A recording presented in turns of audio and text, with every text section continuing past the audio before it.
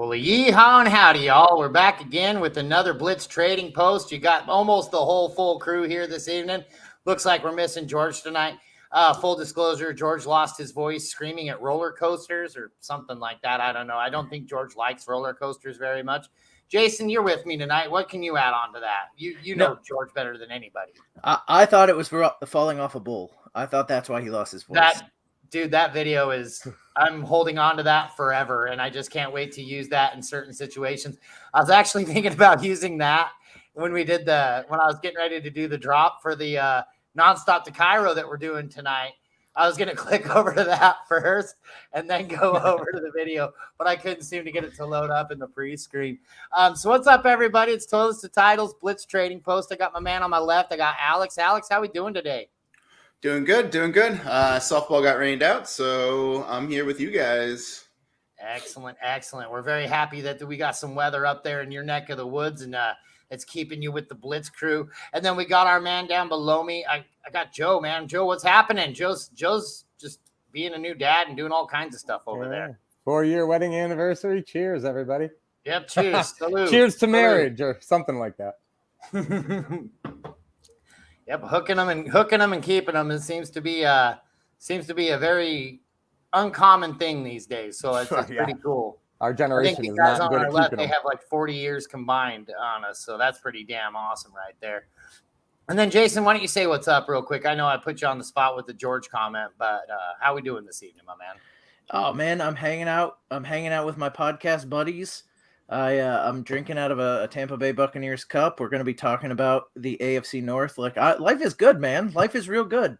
Heck yeah. Are you going to watch any of that hockey game tonight? Yeah. As soon as we get out of here, I'll be flipping it on. I got it on right now just for quick, because it is a what do we got? Game 5 Eastern Conference Finals. No score. 6:29 left first period. There we go. Awesome. Yeah, that Lightning finally woke up, and this became quite a heck of a series. I know Rangers came in hot, but I'm loving it. I'm loving the fact that the Lightning are getting back in the mix. But I'm an Avs fan, so Mike, I got to ask you though. Tampa's going up. They're going for a 3-peat. That's insane. Yep. No, everybody always talks trash because of the COVID season and everything like that, but then they redeemed themselves last year, and then they're still talking trash. And so I guess they got to do it again for people to give them that kind of respect. And they were good 4 years ago. I was just going to say they've been good a long time. So like they didn't. They've been an impressive dynasty for sure. The Rangers had me scared there, but I think Tampa's actually going to take this. Yeah, I agree. As soon as I say that, we're going to lose. I promise. We got our good old Joe Clark, and we got our man Nino in the chat, so we're ready to rock, you guys. Just kind of the housekeeping stuff. Make sure you guys are following us on Apple Podcasts, YouTube, Facebook, Podbean. When a Family Breaks, we got to update that because that's not it anymore. Follow us on Spotify. You want to go to www.toiletstotitles.com for the best videos, articles, and NFL and fantasy content. And they're really starting to get rolling over there, guys. You're going to want to get on there. There's going to be all kinds of good articles. We got Eric, who's probably the best writer in the game, the unsung hero out there. He's getting ready to be dropping some stuff. And while you guys are at it, when we're getting on all these things and stuff like that, why don't you go hop on our patreon.com, Toilets to Titles. Get on there, give us a few bucks, buy us a cup of coffee, something like that, so we can keep this ridiculously good team intact and so we can keep on producing all this content for you guys. And with that, we're going ahead and get started.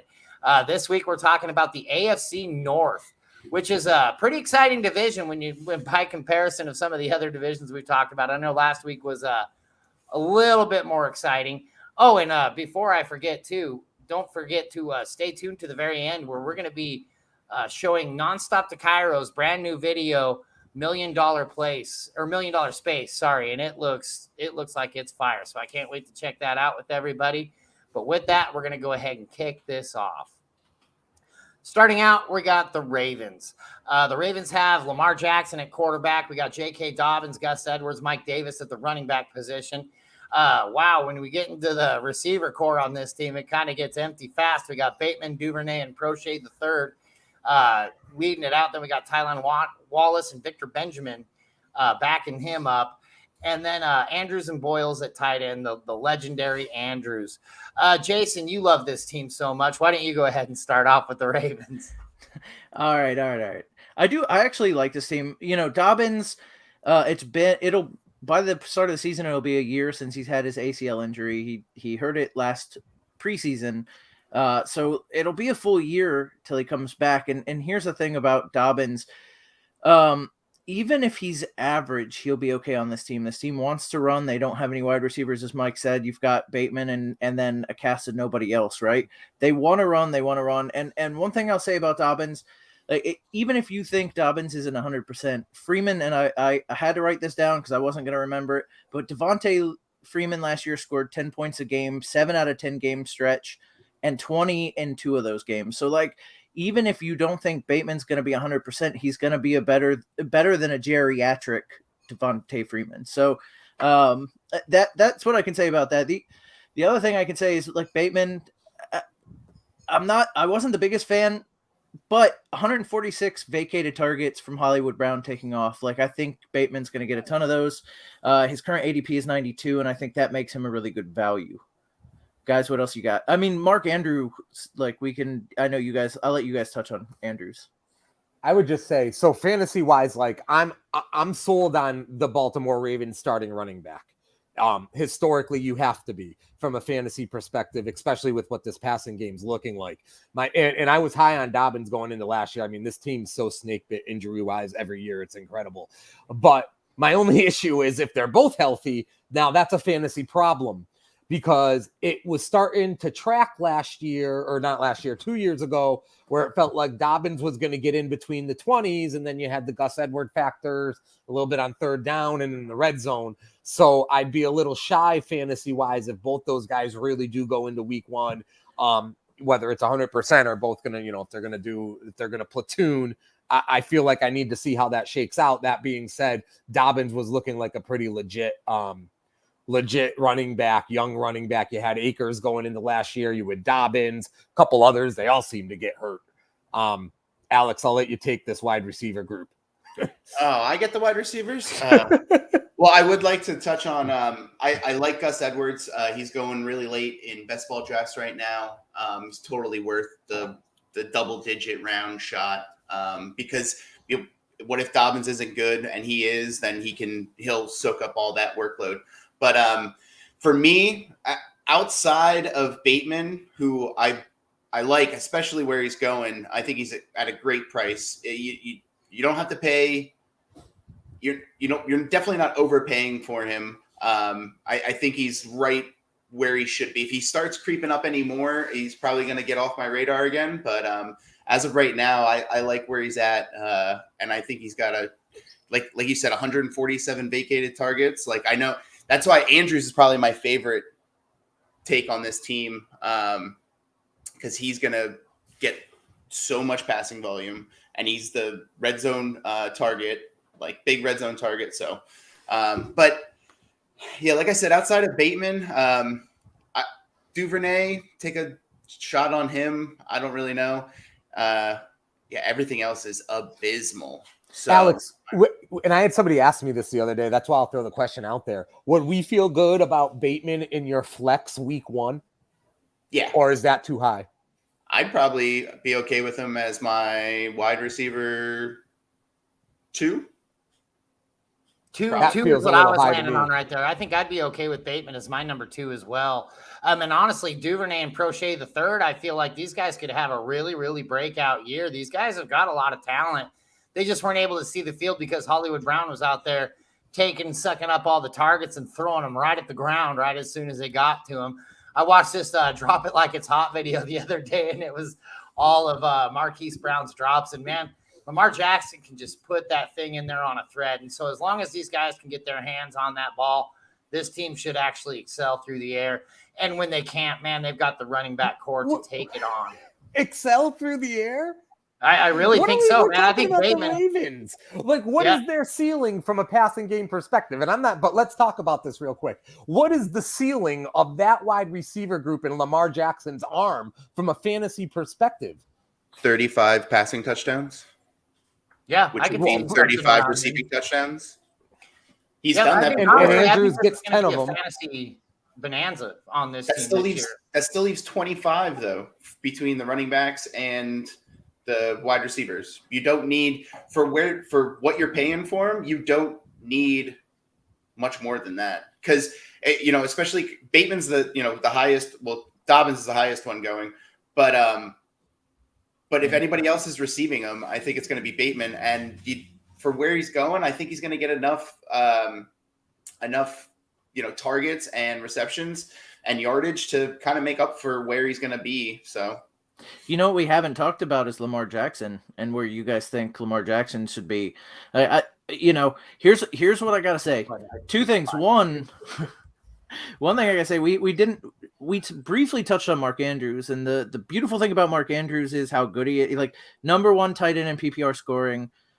He was the number one most targeted tight end. So those two things are trending great, but like when Mark Andrews has been valuable, it's been after down years. His first blow up year was like 3 years ago. He had an incredible season.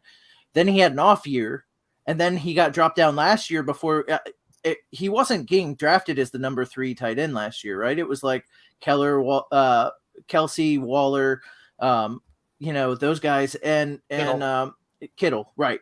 And so, the value came from Andrews last year because he was a 5th round guy, 6th round guy, that kind of thing. He's not going to be that this year, man. So you're going to have to give up on one of the top wide receivers, one of the top running backs to get him. And that's where I have a problem. But Jackson has the opposite going on. Like he's had a couple of down years, even though he has a safe floor. He's got, he's averaging 60 yards on the ground. For each game at 6 points, it's a nice solid floor for you there. So I think Jackson's got the opposite problem because he's going later than he used to as a quarterback and making his value a little bit higher. Yeah. See, one thing on Andrews, real quick, Mike, just because I love Andrews too, but he had 9 single, and this is where I just can't be sold on this passing game fantasy wise until it proves it. Andrews had 9 single-digit scoring games last year, which for a tight end isn't bad. But if you're going to sell me on him being the 3rd or 4th or 2nd best tight end 9 single-digit games out of 17. That's a good point. I mean, a lot of that does to me go with Lamar Jackson's arm, and I feel like Lamar Jackson was honestly getting bummed out with the cast that was around him. I mean, when you look at the running game that they were planning on attacking with and everything like that, and that was decimated before week 1 even started last year. So, I mean, I could see why that was a down year for everybody. Honestly, Mark Andrews is my tight end 1 coming off the board this year, and I really don't mind spending a late first to an early second to grab him because you're not going to get that kind of value out of a tight end anywhere else. So I feel like Andrews is going to be the guy on this team, especially in the passing game. And then for me, I mean, I'm really happy with grabbing Bateman and Duvernay or Prochet as late as I'm getting them, So I think this team could actually be sneaky good. We had another couple of check-ins here. We got Jared Gray saying, have a great show. He's taking his kids to Jurassic World, which I'm kind of jealous, but I do feel like if you have the option to watch us or Jurassic World, I mean, Jurassic World will be there tomorrow, Jared. So come on, man. And then, hey, tall guy up front is our boy Hot Take Yinzer, the Pittsburgh guy. He's definitely here. He heard AFC North and he came a running. I think he's a Steelers. He's a Browns fan. That's right. He's a Browns fan. He loves the Browns. They're his favorite team, I think, is what he was saying. So with that, we'll go ahead and get to the Bengals next. We got Burrow at the quarterback. We got Mixon, Samaje Perine, and Chris Evans at the running back position. We got probably the nastiest wide receiver core in the game with Chase, Higgins, and Boyd. Stanley Morgan and Mike Thomas aren't slouches backing those guys up at the wide receiver position. And then Hayden Hurst, Drew Sample, and then Will Cox at the tight end position. Joe, why don't you go ahead and lead us off with this? What kind of fantasy outlook do we have with these guys? First of all, I got to say, tall guy in front is my concert nightmare for the 175 to 200 concerts I've been to, standing here at 5'5". So tall guy in front is everything that I'm hoping not to run into anywhere I go in life. Well, if you go to a lot of concerts, that guy's bouncing a lot of concerts. So you got to watch There you go. I mean, this is a fun team. I like looking at this list, more so than the last one. The one thing that sticks out here to me that we don't, there's a lot that we already know here, but I feel like Higgins is going to really, obviously Chase is going to get everybody's number 1 corner this coming year. if he didn't already by the end of last season, which he probably did. But I feel like Higgins has a chance to not only become a solid number 2, which he evolved into last year and maybe even a little more, but I feel like this Chase Higgins combo is going to start creeping into, like, you know, I don't want to say record books, but I feel like they're going to be around as a duo for a long time. And Higgins, I feel like, is going to start to become, maybe a little more like an Evans and a Godwin or something, because I do feel like Higgins just grew on me all year last year. Yeah, it feels like there's always that one team that gets 2 guys in the top 10, like wide receivers, and this could definitely be it. Like, no doubt in my mind. What was I going to say? I don't remember now. Well, so let me jump in then, and I'll let you get it. So 2 guys in the top 10 is definitely a possibility, because you have a guy like Joe Burrow throwing the ball, right? Like, we all thought he was good, and towards the end of the season, he kind of proved it. Just some quick stats that I got here for him. Last year, he was 2nd in QB rating, 3rd in yard per game, 8th in passing touchdowns. And last year they had a bad offensive line, but they went and got Lael Collins, they got Alex Kappa and Ted Karras. They improved their offensive line. Now, the only thing I can say about their passing attack is maybe it takes a little bit of a backseat again for Joe Mixon, because their offensive line is that much better. Maybe they can actually open up some holes. But I do have to say, with like that improved offensive line, that just gives Joe Burrow more time to find Jamar Chase, T. Higgins, Boyd. And so I can see like 2 guys in the top 10 for sure with this team. And so, like, I want all of the Bengals I can get my hands on. Now, Chase is again going to be the steep price to pay. But for me, Higgins is the guy that I target, because he's going a little bit later, and you can get him, you know, you can get a high production guy for a little bit cheaper.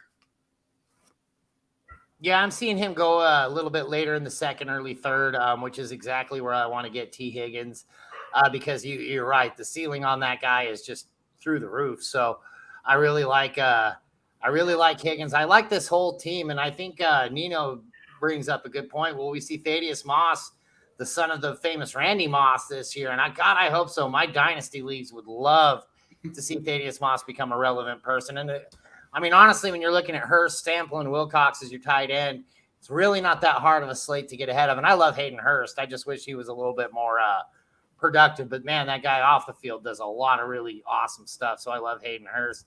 And Nino says Boyd will be the creeper, and I agree. He'll see that cornerback 3, and he'll see a lot of one-on-one coverage. So, I mean, for me, I feel like getting Boyd in like the 5th round, 6th round is also a very viable play. And Mixon, I feel like, is probably going to be a top 3, top 4 running back this year because of the improvements on the offensive line. And I mean, that guy can actually get a lot of this stuff, a lot of accomplishments done, because he's just such a talented guy. And now he'll have a little bit more of a gap, or should, by theory, right? We saw Kansas City do the same thing, and it really didn't help out their running game very much. And it really, I mean, didn't help out their passing game. So it could take another year or so before this team starts gelling the way that they want to gel on that offensive line. We'll see what happens kind of over there in Kansas City, because they kind of followed the Kansas City recipe after they got shellacked by the Bucs in the Super Bowl a couple years ago. So, and Johnny Shep's chiming in. He says, it's too hot for YouTube. I feel you, man. Look at this crew. Look at this crew right here. And, Alex has got the suns out, guns out. And it's getting harder and harder to breathe in here. Oh, it's getting harder. Did you get your thought back, Alex? No, you guys pretty much touched on everything I was going to say. Real quick comment and question. It feels like I have one of both of these for each team, so maybe I'll just write it out. But perfect. DFS, real quick, because you mentioned Boyd. And, you know, we can all play the obvious DFS plays, but I do actually feel like Boyd's my favorite DFS play on this team from a price perspective. And on those certain weeks, man, he goes for high volume from targets. And, you know, he had some touchdowns last year. So from a DFS perspective and value, Boyd is the name that jumps out for me there. And then the question that I throw to you guys for this team is, where do we feel comfortable taking, and where does Joe Burrow rank fantasy-wise going into this season? Because I'm having a little bit of a hard time with myself kind of landing on that for him. he goes before I would consider him 9.9 times out of 10, at least that I've seen so far. Especially Superflex drafts, he's going like third, fourth, and that's too rich for my blood as well. Yeah, way too rich. Like he had a couple huge blow-up games last year, and that's what people, because they were at the end of the season. That's what I feel like. That's where a lot of the hype, well, and taking them to the Super Bowl and everything else. I think that's where a lot of the hype is still coming from. But he didn't have the greatest season overall. It was good. It was decent, but it was middle of the road. So but what I can say about it. So to answer the question, he's going like middle of the fourth round now, QB5. I think that's too early for me. As well, I'm a later round QB guy, but with that, I mean, that's why I want to take his pieces and not so much him. But and I can get a little bit of Joe Burrow anytime I take like T. Higgins or But I think early in the season they wanted to run the ball a lot, especially with him coming back, Burrow coming back from that injury, not being like he was 100%, but like those injuries take some time. You get some games under you, so you feel a little more comfortable being able to play on that injury, not worry about re-injuring yourself. So I think they did a heavy dosage of Joe Mixon early in the season. And then you saw Burrow got more comfortable as he got a little bit better. They gave him a little bit more. And with that came a ton of success, right? Like they put it on his shoulders and he could handle it. So I know they want to find a better balance than what they had at the end of the year, where it was really pass heavy. And that's to your point. Like, it's not going to be like it was at the end of the season, but I think he passed the eyeball test of, if we give this to him, can he handle it? So that's what I think. And Nino brings up a good point. They have 2 top 10 wide receivers, and he's not a top 5 quarterback. So, well, I mean, for me, he's probably, like I said, I think he's going to probably finish so I have Lamar Jackson finishing at number 5. I have Joe Burrow finishing at number 4 in my rankings. So I feel like, yes, he's going to be a top 5 quarterback. But again, I mean, I just don't like – I'm another late round quarterback guy. Like even Josh Allen. I love Josh Allen for years because I was able to get him not 101, and now that guy's like obviously the dynasty 101 and everything like that. So, I mean, even as much as I love Josh Allen, I do – now if I do have the 101 – guess who I'm picking, right? Every single time. Well, so, and I think that brings up a good point for people that are newer to the game. If you're watching, like, just because he's quarterback, he's like, you've got him ranked at quarterback 4. I probably have him either 3 or 4. Just because you have him ranked there doesn't mean in a single quarterback league you're going to draft him there. Because I'd much rather have Tom Brady in the 8th or 9th and have a shot like last year where I think he was QB2, and while you might have been taking a quarterback in the 3rd or 4th, I was getting a Cooper Kupp or one of those 3rd or 4th round like running backs. So I think that's what you need to what people that are relatively new to the game understand. Just because I have him ranked as the 4th doesn't mean I'm going to draft him there. Just because the value in those rounds for running backs and wide receivers, that dries up, but quarterbacks last a lot later into the draft. Oh, George. I'll tell you what, this is a really good argument, though, for what Nino just said. That makes that argument even more interesting because we just talked about Tua a couple of weeks ago. And, a couple of us thought that Tua was going to really pound it from a fantasy perspective. But how can we say, and this is for me, because honestly, I think I like Tua fantasy-wise as much or more than Burrow going into this season. But I also believe what I said about Higgins and Chase. So I think I need to check myself a little bit there to Nino's point. It's a great point. Fair enough. Yep. And with that, guys, we're going to go ahead and move on to the Cleveland Browns. Now, for the first time in the whole entire series, I've added a 3rd quarterback to the mix just because it might be relevant here pretty soon. We got the quarterbacks as Deshaun Watson, Baker Mayfield, and Jacoby Brissett, Chubb, Hunt, and Dearness Johnson at the running back position. Amari Cooper, Donovan Peoples-Jones, David Bell, Anthony Schwartz, Jamarcus Bradley in the wide receiver positions. And then the high-paid David Njoku to do nothing, and Harrison Bryant at the tight end position. Alex, why don't you go ahead and lead us off with this mess? I'll take the quarterbacks. Obviously, if Deshaun Watson's going to play, you want him, but I'm not drafting him. Not with this 24th allegation. I'm staying as far away. Like, he dropped really far in a best ball that I was doing right after all the news came out. And he came by like 3 or 4 times, and I was like, no, I'm not going to. I don't even want to risk it because I don't think he plays this year now. So I think Mayfield is going to step back in and take the reins. Do you think Brissett's going to be the quarterback? I at least they know what Baker is. You know what I mean? Like, obviously they don't like it, but I think Mayfield, I think we can all agree that Baker Mayfield is a better quarterback than Jacoby Brissett.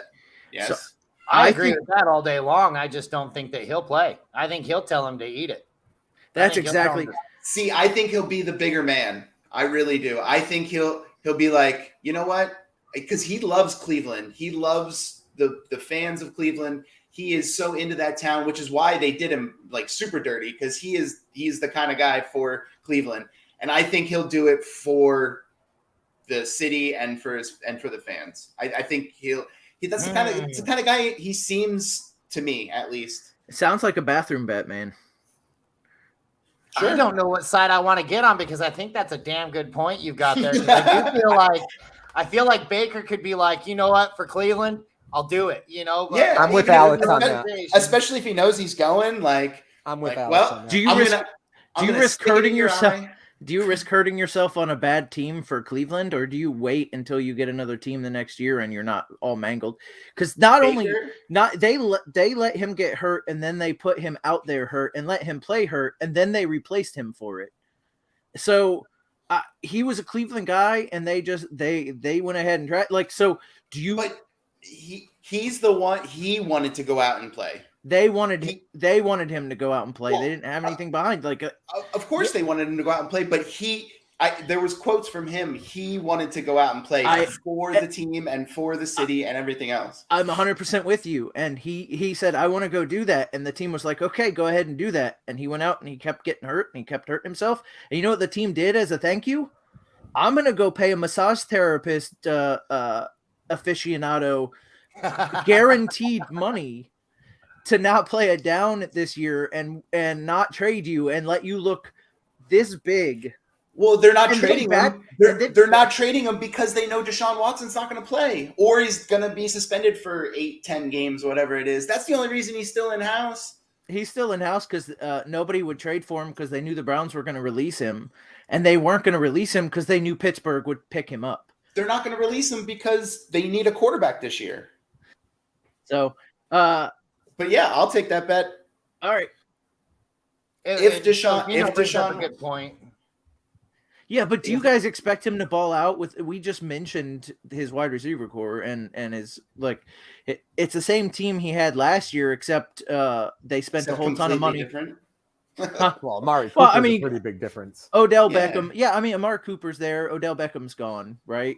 And Landry's gone. Landry's gone. Okay, so, I'm sorry. Not the same team, worse. I apologize. Yeah, I almost agree with that statement. Like, I hate Amari Cooper in fantasy. Like, he is such a stud, but he just doesn't seem to be able to do it week by week by week. So, for me, that's why I like David Bell. Because Amari doesn't show up every week. Said, to the moon. I think that guy's going to be awesome right there. I think David Bell's probably the guy to have on that receiving core.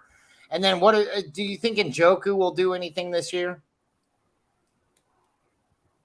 I don't think so. I mean, not with the quarterbacks that are going to be playing. Like, he hasn't done it. They paid him a lot of money, but like, so let's say it's Baker. What has he done with Baker lately? He's had some flashes with him.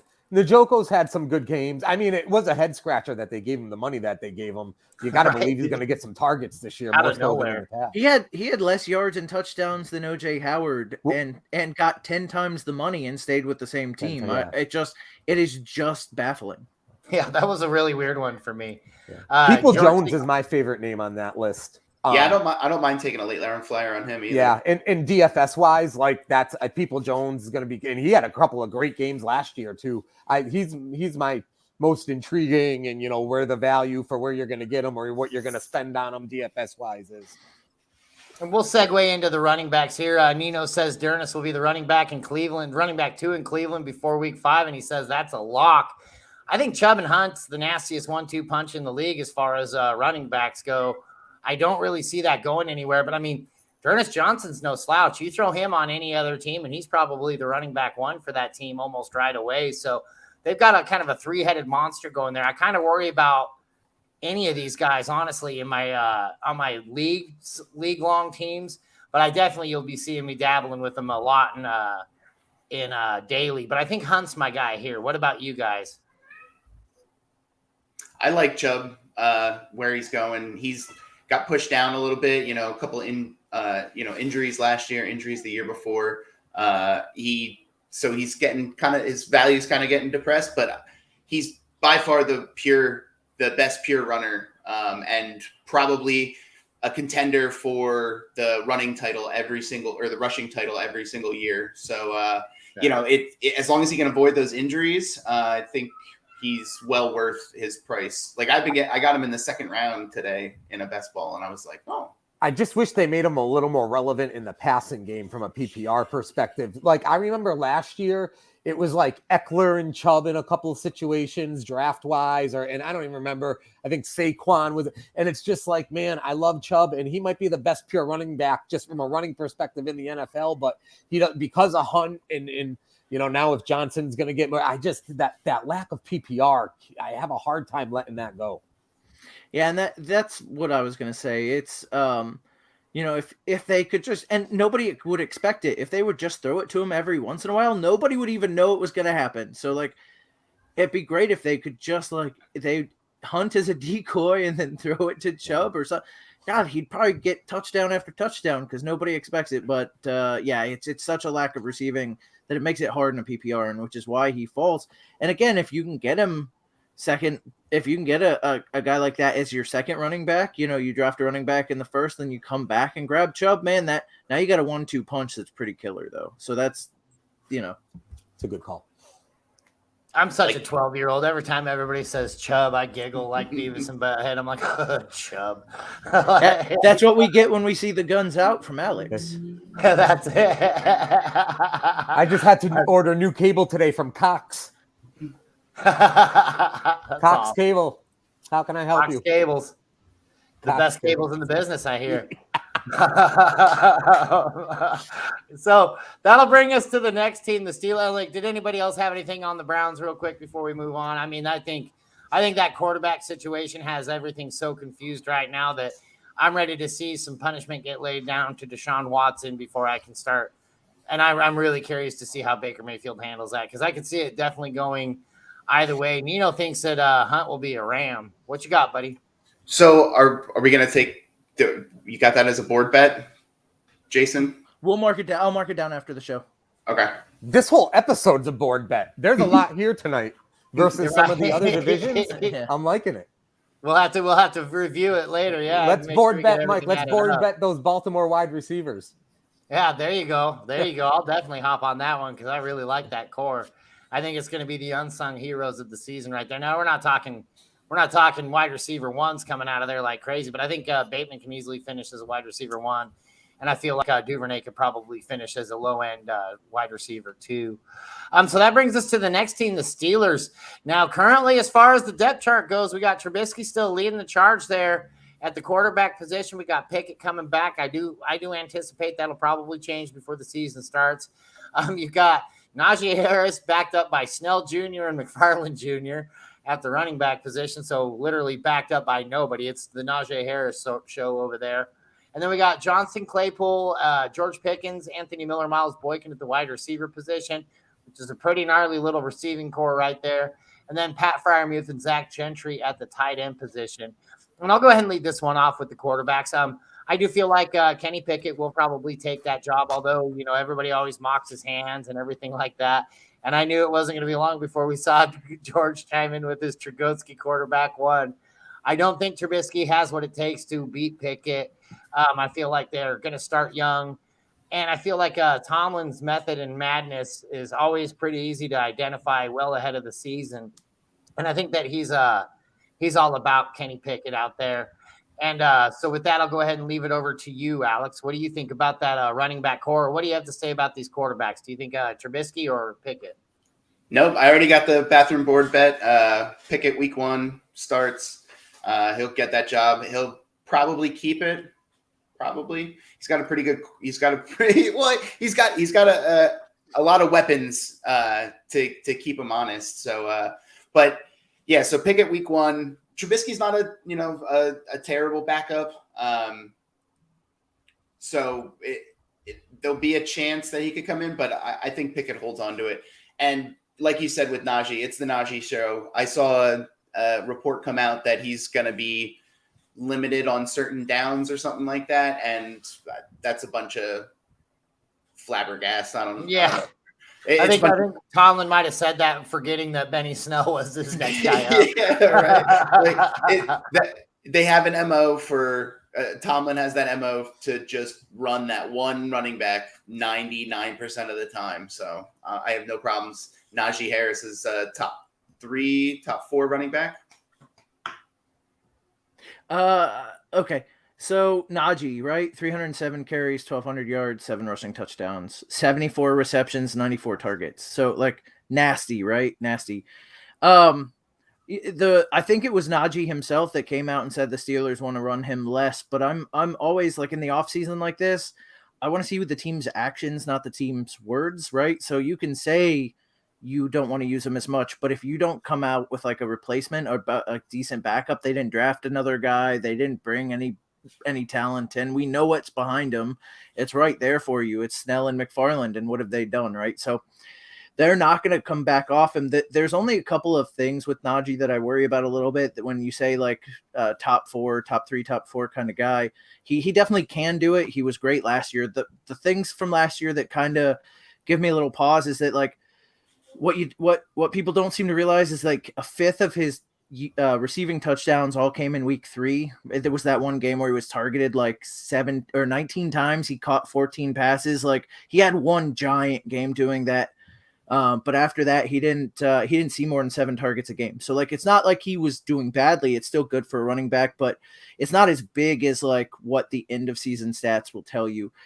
The other issue he had is like red zone. And that was just because the team was bad, but he was 29th in carries, inside the 20.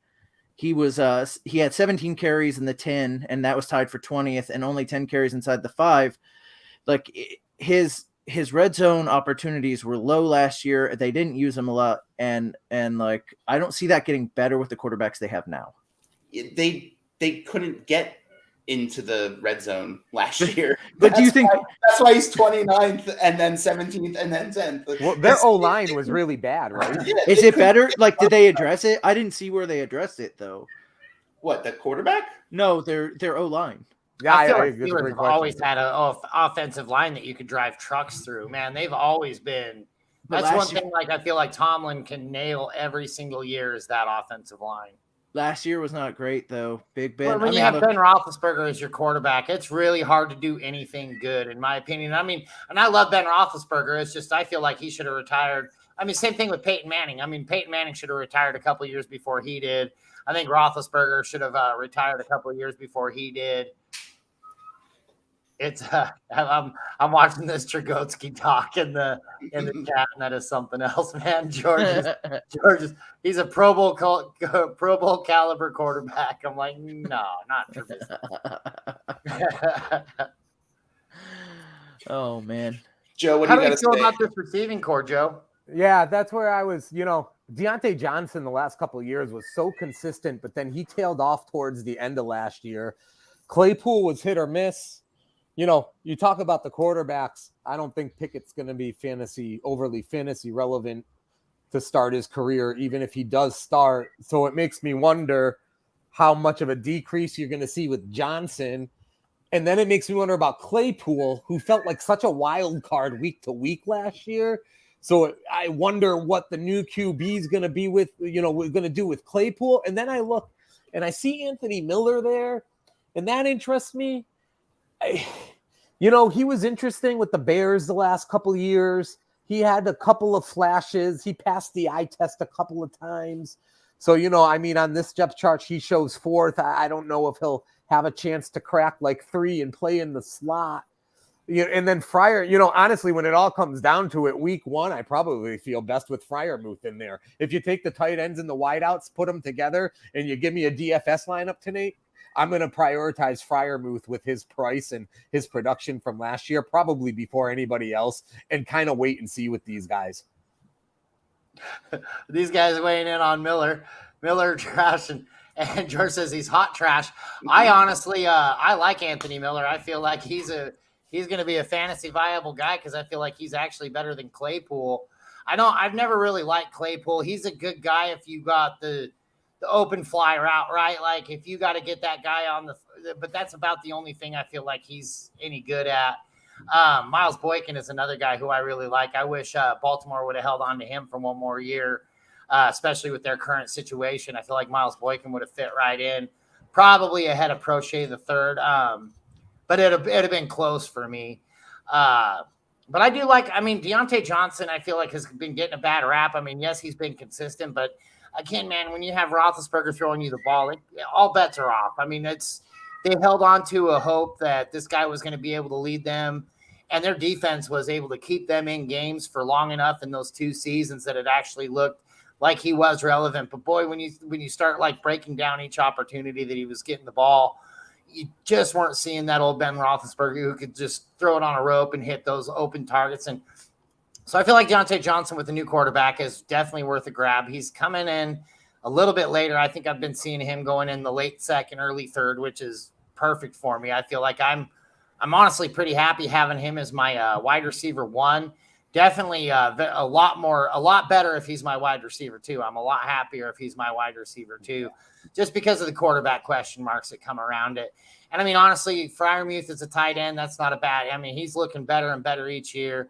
We're coming up, and what does he say about Claypool? Yeah, Claypool in the trash. Yeah, like I said, I mean, I think he's one of the best fly route runners there are. But if you want him to run a cross, or if you need him to run a fade, or if you need him to run anything, it's just not happening. He doesn't get separation.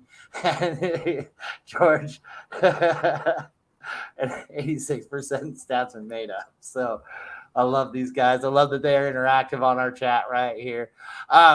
So, I mean, that basically does it for me on this team. What do you guys have? Anything else to add on that?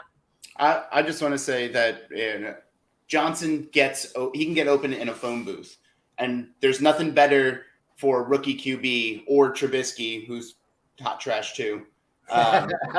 There's nothing better than someone who is legitimately open. Like, you're not wondering if they're going to get open at the end of the route, that he's legit. He's a yard away from the other guy, the defender. So I think that he's going to keep up his target totals, and he catches and he gets those points. So as long as he keeps getting the targets, which I think he will, he'll be fine for what you're paying for.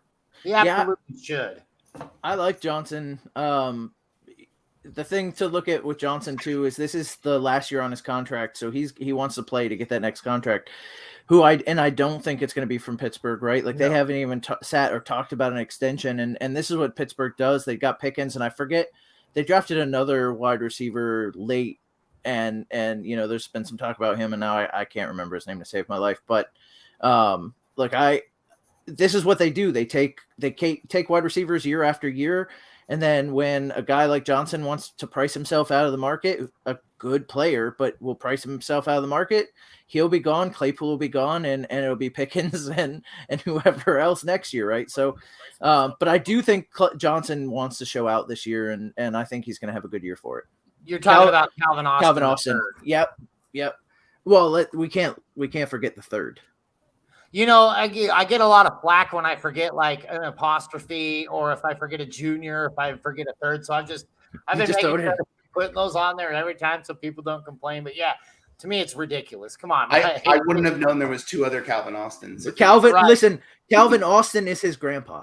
Let's call him Calvin Austin Jr. Let's start making that more of a real thing. Junior squared. Yeah. There it is. I love it. Well, guys, that's going to wrap up that end of things. Hey, Joe, why don't you go ahead and run us through who's the best in each one of these teams?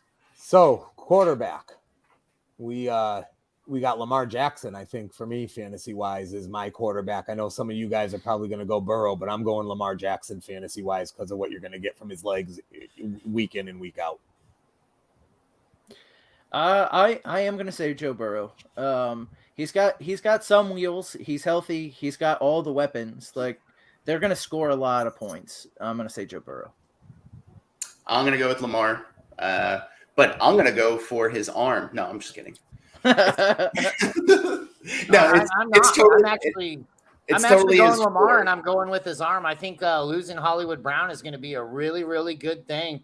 I mean, I just can't imagine what it'd be like throwing these dimes to people and just watching them just throw it right at the ground right as soon as it hits their hands. I think that you'll see a big confidence boost. But Bateman's really got to take a big step forward for that to happen. But I'm also taking Jackson here on that one. So running backs, this is probably, well, first of all, there's no other division that comes close to the running backs than we're talking about here. You could go three different one. We could four people could have three different backs as their number one here. I guess fantasy wise, I'm going to eliminate Chubb because he doesn't play a big enough role PPR wise.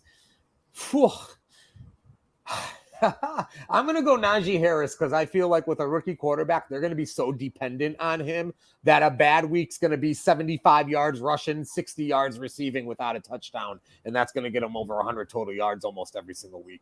I'll go Najee Harris. Yeah, I was toying with the idea of Mixon, but I think the wide receivers are so much better. And like, I do think, I can't take Burrow and then say that Mixon's going to be the workhorse again. So I'm going to go with Najee Harris for the same reasons. Everything that Joe said over there.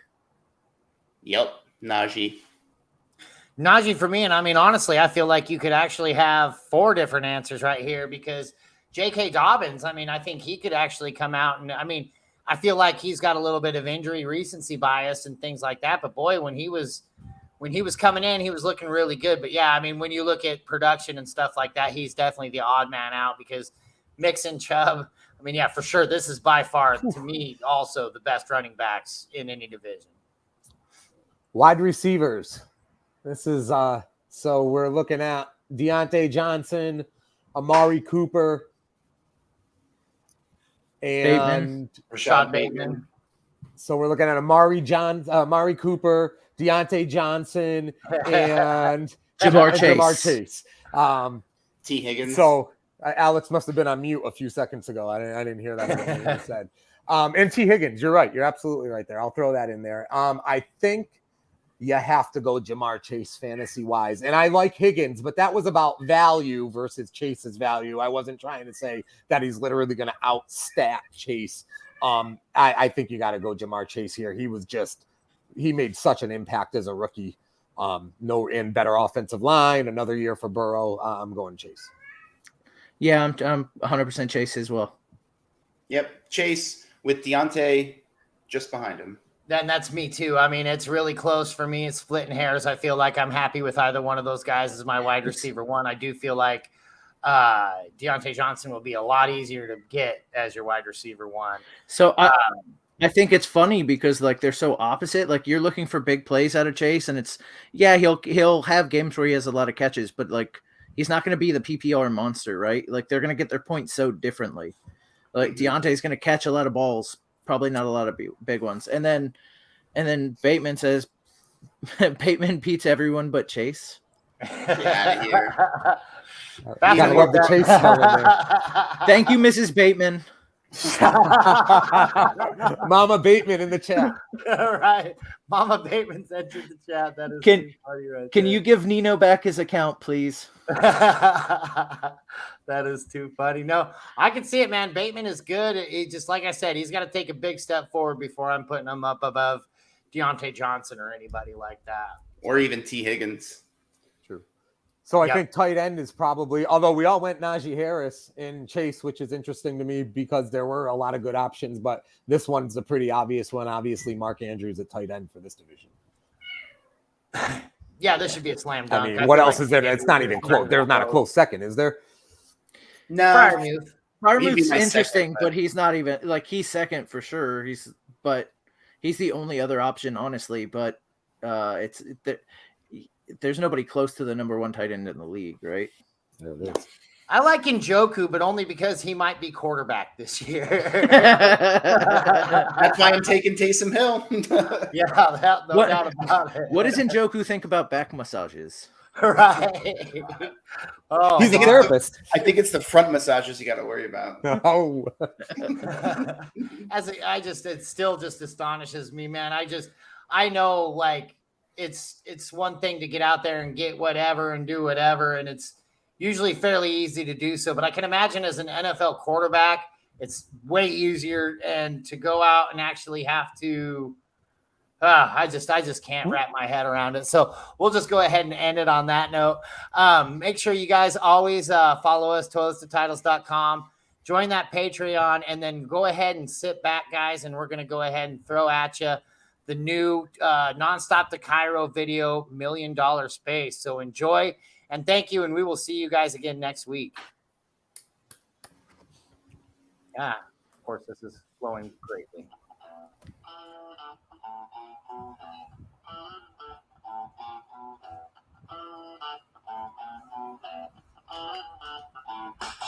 What I look like, lay back with my feet up. And the heat I dust when you're following the leaders. Curse of the ghost flow, you can never see us. And saying that they bang, man, that's on the field. Diamonds, let the pieces get the fever off the chest school. Phone jack, jumping, burning minutes in my cell zone. Honest late night, tea in a hoodie. Now that money dances, turning to a constant boogie. He was on the block like deadly. Money stacked high, and who gon' tell me? Mama's crying, praying on our safety. Looking with the aprons on, with the pastries. Know it's funny how that money changed your day, but on the road I wouldn't have it any other way. It's like the saddest moment, something I should see. Look inside my place, I got $1 million space. Look inside my place, I got $1 million space. Say it, look inside my place, I got $1 million. I got it here. Look inside my place, I got $1 million space. Say it, look inside my place, it's empty. Look inside my place, I got $1 million space. Say it, look inside my place, I got $1 million. Yeah, look inside my place, I got $1 million space. Say it, look inside my place, it's empty.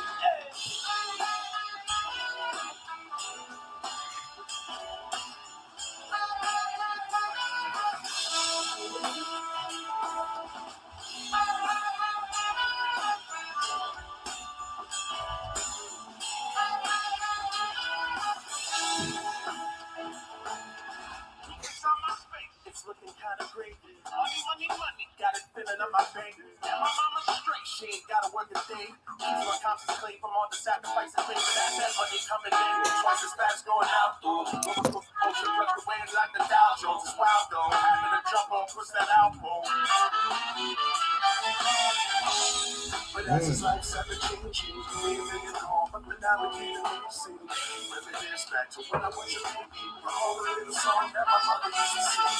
Live a long life, living a little crazy. Always good vibes, always pushing up daisies. All down side, never happy when you're chasing. Always make the money, never let the money make me. Look inside my place, I got $1 million space. Look inside my place, I got $1 million. I got it here. Look inside my place, got $1 million space. Look inside my place, it's empty. Look inside my place, I got $1 million space.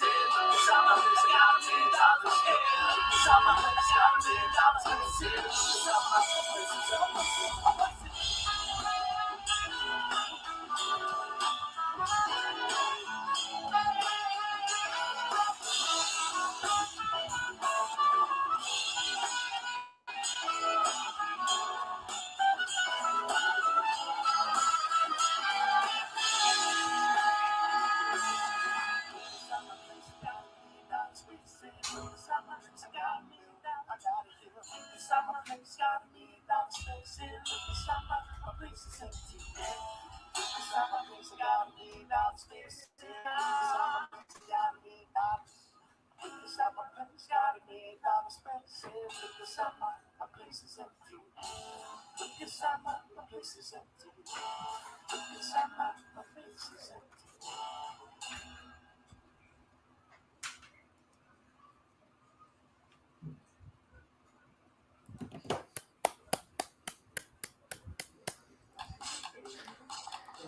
Riverside. Hot fire. So definitely get out there, check that out, you guys, and let me make sure that I can get this damn audio to shut the hell up. Definitely get out there, check that out, you guys, and whoa. Yeah, we're gonna just close this thing out as we always do with fine style. Everybody have yourself a good week, and we will see you guys next week.